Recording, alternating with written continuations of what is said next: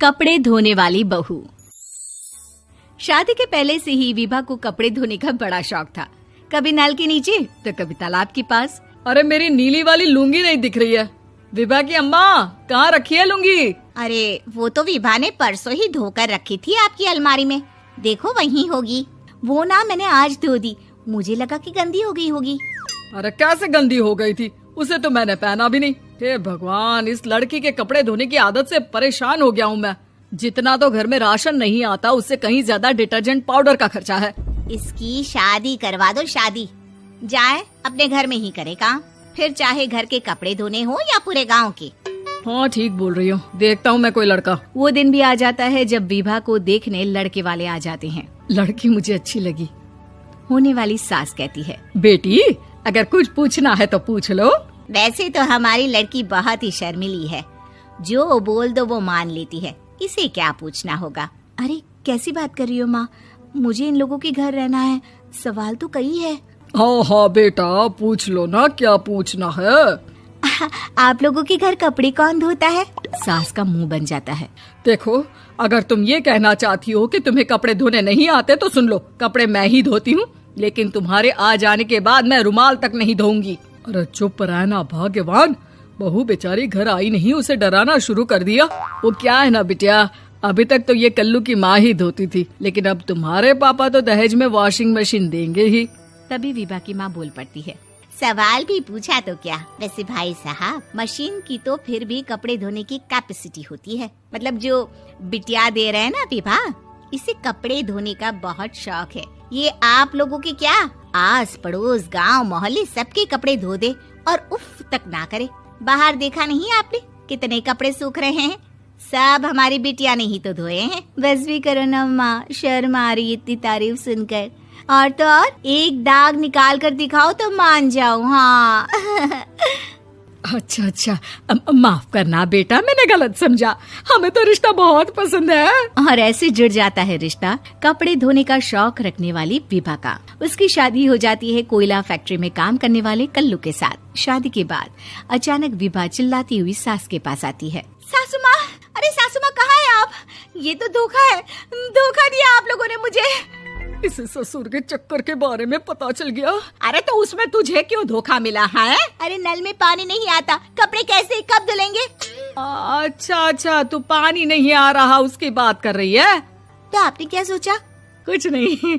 अच्छा तेरी माँ ने कहा था कि कपड़े धोने का शौक है तुझे, याद आया मुझे।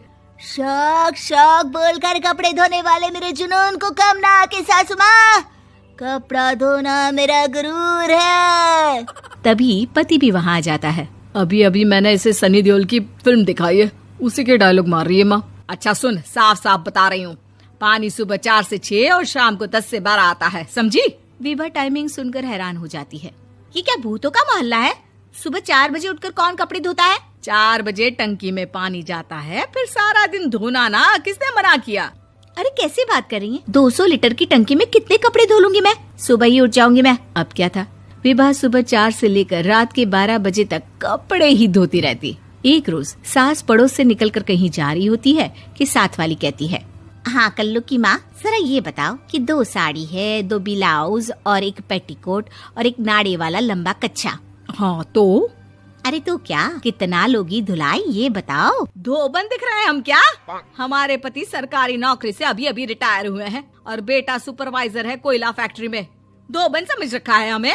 हाय रे कल्लू की अम्मा, माफ कर दो, वो तो मोहल्ले में यही सब बता रहे थे कि तुमने बहू को कपड़ा धुलवाने के काम में लगा दिया है। सास को पड़ोसन की बात सुनकर गुस्सा आ जाता है। वो घर पहुंचती है जहां घर के बाहर ही इतने सारे कपड़े सूख रहे होते हैं जितने कि किसी धोबन के घर पर। अरे ओ कल्लू की दुल्हन, बाहर निकल।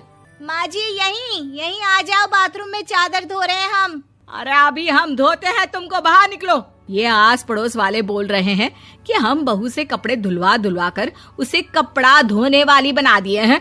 अरे छोड़ो ना माँ जी, किन लोगों की बातों में आती हो? आस पास के लोगों का तो काम ही होता है कि वो किसी तरह सास बहू को लड़ा दे। बहू सारे घर के कपड़े धोती है, ये क्या कम है? बोलिए। सास को भी लग जाता है कि वो बहू का ये सनकीपन नहीं छुड़वा सकती, इससे अच्छा है कि खुद ही चुप हो जाए। एक रोज सास और बहू मंदिर जाते हैं, जहाँ सास की साड़ी वहाँ खड़ी भीख मांगने वाली से मिलती है। माँ जी क्या बात है, आपकी साड़ी उस भिखारन से कितनी मिल रही है ना? हाँ हाँ, देखो तो दोनों की साड़ी मिल रही है। क्या बात है कल्लू की अम्मा, तुम खुद को तो अफसर की बीवी बताती हो और ऐसी सिंपल सी प्लेन साड़ी पहनकर घूमती हो। सिंपल और प्लेन नहीं है ये साड़ी। तो क्या सोने के धागे से फूल बने हैं? कुछ भी सासू माँ, कुछ भी। हाँ, बने थे इस साड़ी में सोने के धागे से फूल। मेरे पति लेकर आए थे मद्रास से स्पेशली मेरे लिए 10,000 की। ताहे भाई साहब इस भिखारन के लिए भी सेम टू सेम साड़ी लेकर आए होंगे 10,000 की।